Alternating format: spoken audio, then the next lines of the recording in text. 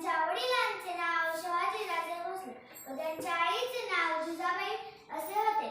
शिवरायांनी वयाच्या 15व्या वर्षी स्वराज्य स्थापनेची प्रतिज्ञा केली. त्यांनी गनिमी गावात तंत्रज्ञानाचा वापर करून अनेक गड किल्ले जिंकले.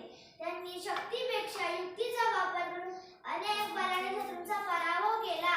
7 जून 1674 रोजी शिवाजी महाराजांचा राज्याभिषेक झाला. आपल्या स्वराज्यात समान न्याय व समानतेची वागणूक दिली. दुर्दैवाने 3 एप्रिल 1680 रोजी शिवाजी महाराजांनी आपला अखेरचा श्वास घेतला. आजही आपल्या शिवाजी महाराजांचे कार्य प्रेरणादायक ठरते. एवढे बोलून मी माझे 2 शब्द संपले. जय हिंद, जय शिवराय.